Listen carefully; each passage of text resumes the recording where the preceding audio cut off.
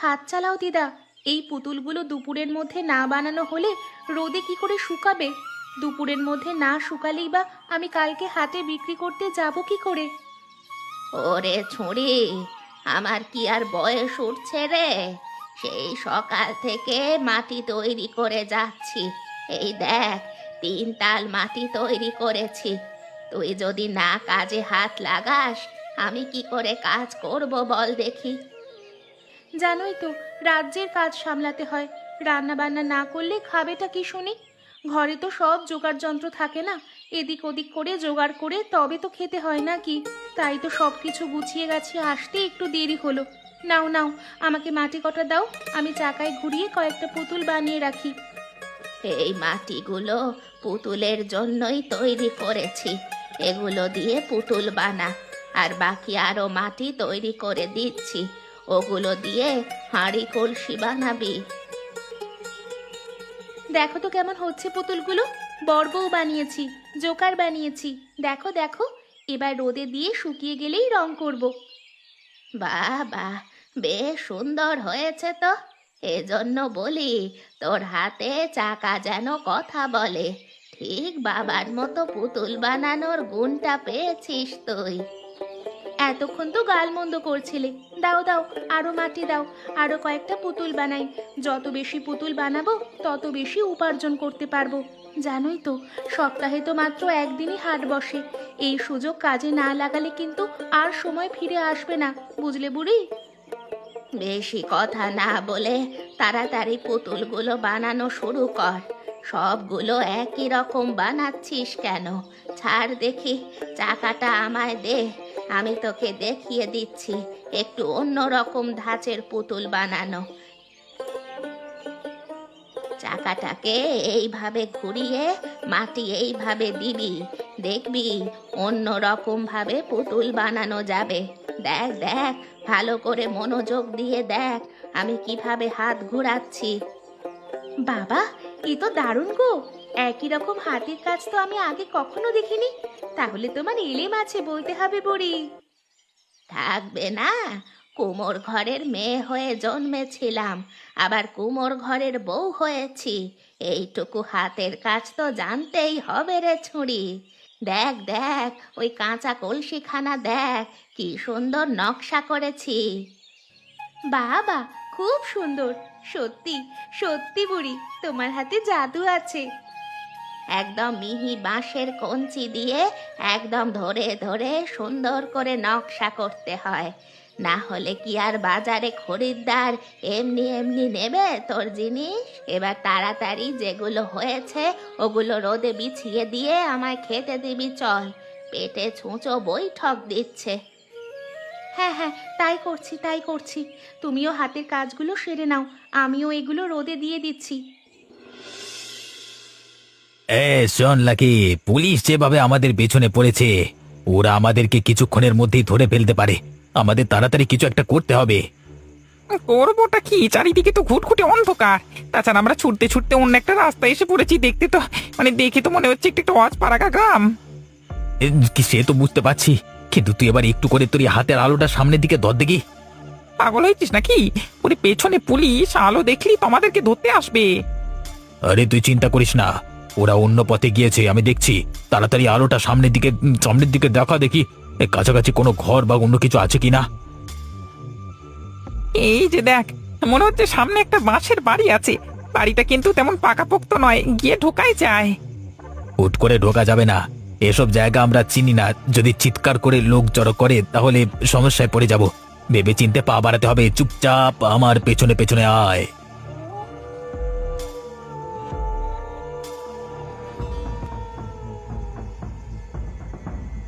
ঘরের ভেতরে আরেকটা ঘর আছে, ওখানে মনে হয় বাড়ির মানুষজন শুয়ে আছে। ওই দেখ বন্ধু, সামনে অনেক মাটির জিনিসপত্র, একটা পয়সার ভাঁড়ও আছে দেখছি। ওখানে আপাতত হিরেগুলোকে রাখি, কালকে সকালে এসে যা হোক করে ব্যবস্থা করে নিয়ে যাব। সে তো ঠিক আছে বন্ধু, এই ভাঁড়ে হিরেগুলো রাখা যাবে, কিন্তু পরে যদি কোনো সমস্যা হয়, যদি আর না পাই, যদি এগুলো অন্য কোথাও চলে যায়, তখন কি করব? তখন তো সর্বনাশ হয়ে যাবে। এইগুলো দুদিন আগে, কিছুতেই যাবে না। দেখতে পাচ্ছিস না, এইগুলো এখনো কাঁচা। কালকে সকালে এসেই আমরা দরকার হলে দাম দিয়ে কিনে নিয়ে যাব। তুই তুই বরং আমাকে একটা মার্কার দে, আমি একটু ছোট্ট দাগ করে দিয়ে যাই, যাতে আমার এটা আমরা চিনতে পারি। ঠিক আছে তাই করি। এছাড়া তো এখন আর কোনো উপায় নেই। এই নে, বাঁশের বেড়ার মধ্য দিয়ে হাত ঢুকিয়ে হিরেগুলো রেখে দে ভাঁড়ের মধ্যে।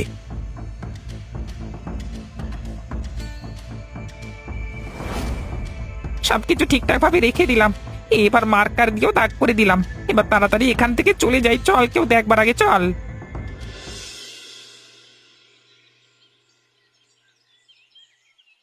তুই আছিস বলেই এই অচেনা জায়গায় এত সাহস পাই। আমি কি আর আজ থেকে আপনার কাছে আছি বাবু? সেই 10 বছর আগে আপনি আমাদের গ্রামে এসেছিলেন বদলি হয়ে, তবে থেকেই তো আপনার কাছে আছি। আপনার কাছে থেকে অত কিছু শিখেছি, কত গুন্ডা বদমাইশদের দেখেছি আপনার বুদ্ধিতে, তাদেরকে একদম কুপকাত করে দিয়েছেন আপনি। আমি শখের গোয়েন্দাগিরিটুকু করি তো বেঁচে আছি রে। চাকরি করবার ইচ্ছে আমার কোনো কালই ছিল না, নেহাত পেটের দায়ে এ কাজ করি। অনেক কথা হয়েছে বাবু, এই ভোরবেলায় যার জন্য আমার আশা, একদম টাটকা খেজুরের রস খেয়ে নিন দেখি। সে কি রে, একদম সকাল সকাল এই টাটকা খেজুরের রস কোথায় পেলি? সে নিয়ে আপনাকে ভাবতে হবে না, আমাদের গ্রামে কি কম খেজুর গাছ আছে নাকি? সেখানে হাঁড়ি বসিয়েছিল দেখেছিলাম, বলে রেখেছিলাম আপনার জন্য নেব। ভোরবেলায় আমাদের বাড়িতে দিয়ে গেছে, আমিও সব বাদ দিয়ে দেরি না করে আপনার কাছে নিয়ে চলে আসলুম। তাড়াতাড়ি খেয়ে বলুন দেখি। এ তো একদম অমৃত রে। সত্যি, তুই ছিলি বলি তো মাঠে টাটকা সবজি ফল আর একটা নিজের মতো কথা বলবার মানুষ পেয়েছি। আপনি আমার জন্য কম করেছেন বাবু? আমার ছেলেটার স্কুলের খরচ, আমার বাড়ির যখন যা প্রয়োজন, সবই তো আপনি দেন। ভালো কথা।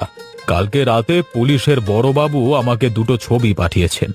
মহামূল্যবান হিরে চুরি করে দুটো চোর আমাদের গ্রামের দিকেই এসেছে। এর আগে অনেক বড় বড় চুরি ডাকাতি করেছে। প্রয়োজন হলে এরা মানুষ খুন করতেও একবারও ভাবে না। খুব ডেঞ্জারাস ক্রিমিনাল।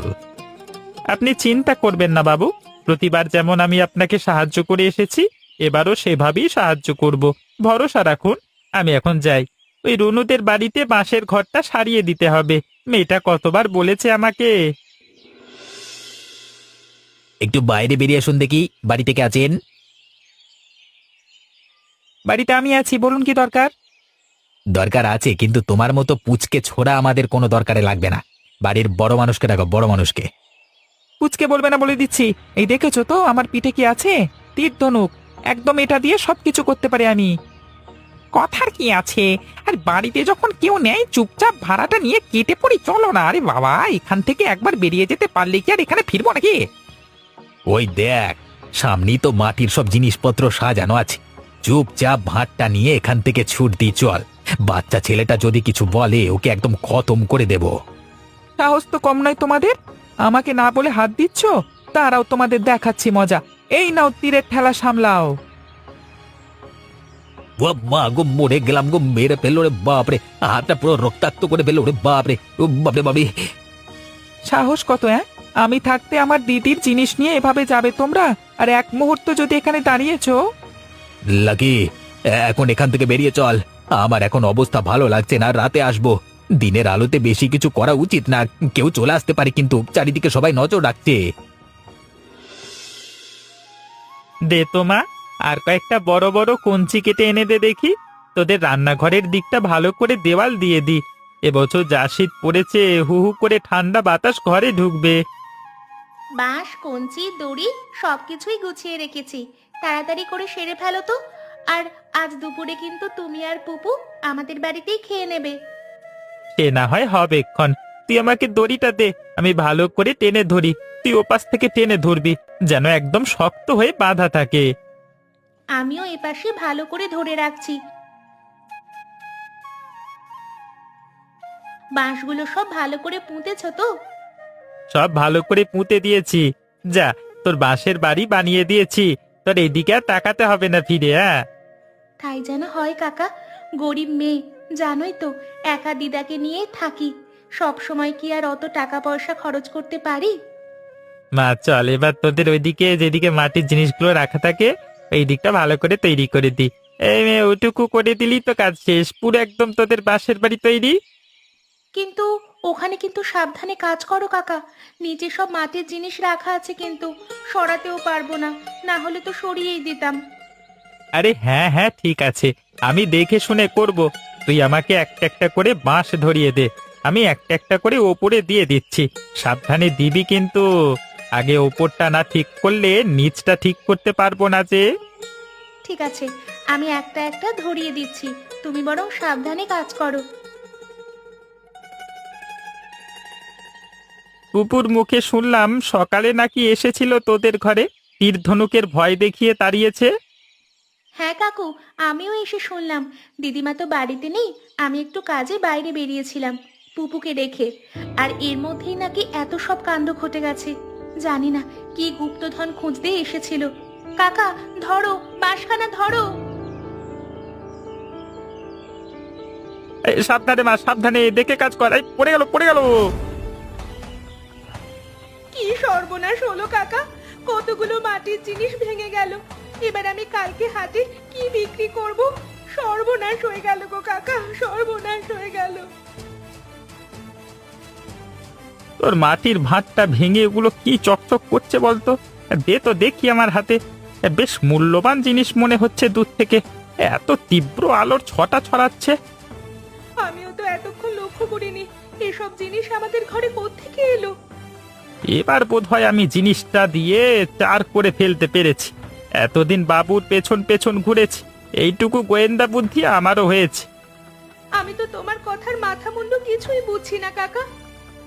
বুঝতে হবে না বেশি কিছু তোকে, সাবধানে থাকিস মা, তোদের উপর আবার হামলা হতে পারে। আর খুব সাবধানে আজকে রাতটা থাকিস। হ্যাঁ, আমি আর পুপু থাকবো তোদের সঙ্গে। তাড়াতাড়ি গিয়ে দুলাল বাবুকে খবর দিয়ে আসি, বুঝলি? এগুলো সব হিরে, শুধু জেনে রাখ এটুকু। এভাবে বসে বসে কি আমরা এখানে গ্রাম পাহারা দেব নাকি লাকি? চিন্তা করো না, আমি সব খবরই নিয়ে এসেছি, আরেকটা বুদ্ধি পেয়েছি। কিসের বুদ্ধি? তা কি খবর নিয়ে এসেছিস? এনেছি। ও বাড়িতে একটা বয়স্ক বুড়ি আর তার নাতনি থাকে, বুঝলে, খুবই অসহায়। কালকে সন্ধ্যেবেলায় ওরা হাটে সব জিনিসপত্র বিক্রি করতে যাবে, তার আগেই আমাদের ঘরটা সারিয়ে ফেলতে হবে। আজকে সকালে যা সব ঘটনা ঘটলো, মনে হয় বাচ্চা ছেলেটা ওদেরকে সব বলে দিয়েছে। এবার তোরা আরো সতর্ক হয়ে যাবে। আমি বুঝে শুনে একটা বুদ্ধি করেছি, শোনো তাহলে। একটা উড়ো চিঠি দিয়ে দাও যে আজকে রাতেই আমরা ওদের বাড়িতে হানা দেব। আশা করি ওরা এখনো জানে না আমরা কেন ওদের বাড়িতে আক্রমণ করছি। তাহলে পুলিশ এতক্ষণে গোটা গ্রাম ঘিরে ফেলতো। অসহায় বুড়ি আরো নাতনি এমনিতেই ভয়ে ঘর ছেড়ে পালাবে। আর যদি ওই বাচ্চা বেশি বাড়াবাড়ি করে, রাতে জাগে এবং ভোরবেলা জাগতে পারবে না।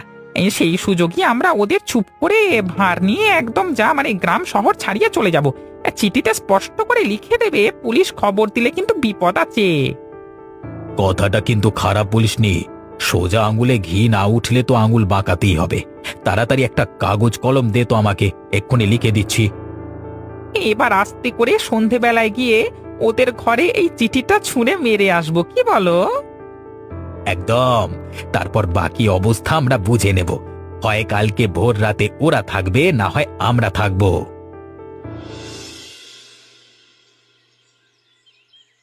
এই যে বীর পালোয়ান, আমাকে তোর তীর ধনুক দিয়ে ওই গাছের পেয়ারাখানা পেরে দিত দেখি। পারবো না মানে? এই তো দেখো, এই মাত্র তোমায় পেরে দিচ্ছি। বাহ, বেশ দক্ষ হয়ে উঠছিস তো। না না, মানতেই হবে, তোর এলেম আছে। দাঁড়া দিদি, তোকে ওই গাছ থেকে গোটা করে তেঁতুলও পেরে দিচ্ছি। এই গাছের তেঁতুল কিন্তু মিষ্টি, খেতে খুব ভালো লাগবে।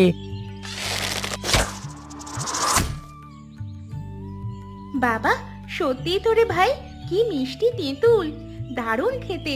আরো গোটা কয়েক পেরে দিত দেখি, বাড়ি নিয়ে যাব সঙ্গে করে। তেঁতুলের আচার করে খাওয়াবো কিন্তু। সত্যি খাওয়াবি দিদি? তোকে আরো কয়েকটা তেঁতুল পেরে দি। দুলাল জেঠু যে তোর মতো একটা গাধাকে ঘোড়া তৈরি করেছে, এই জন্য ওনাকে অনেক ধন্যবাদ। চল চল, বাড়ি চল, সন্ধে নেমে আসছে। চারপাশের পরিবেশ ভালো নয়, চোর ডাকাত দিয়ে ভরে গেছে। তাড়াতাড়ি বাড়ি চল, দিদিমা একা আছে বাড়িতে, তোকেও তো বাড়িতে ফিরতে হবে নাকি? চল, আমারও খিদে পেয়ে গেছে খুব। এসব কি হয়ে যাচ্ছে বলুন তো? দুলাল বাবু, আমরা কার কি পাকা ধানে মই দিয়েছি?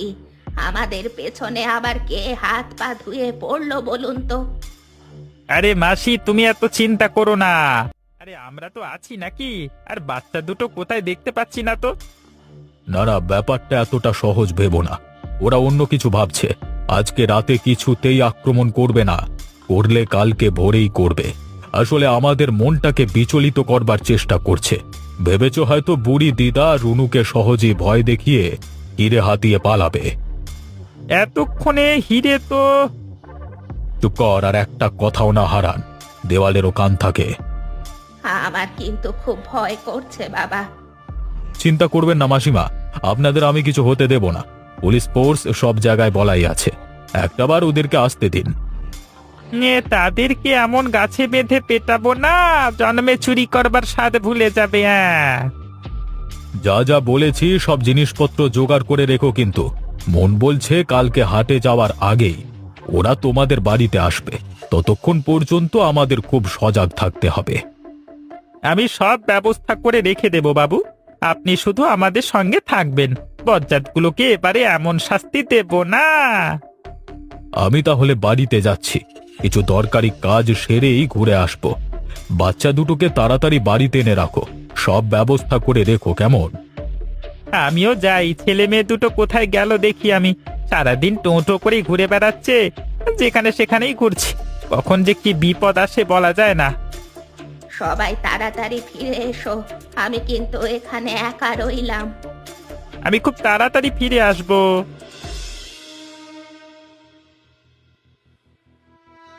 সাবধান সবাই, মনে হয় ওরা আসছে।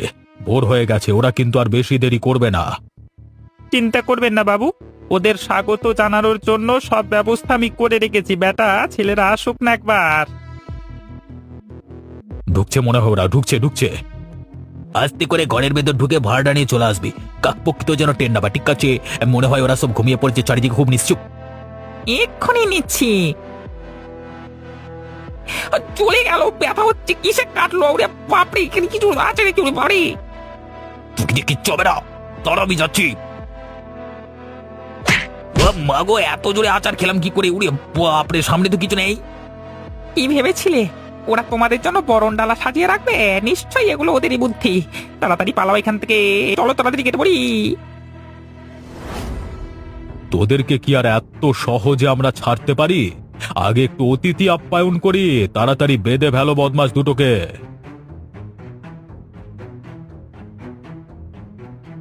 ফেঁসে গেলাম লালা।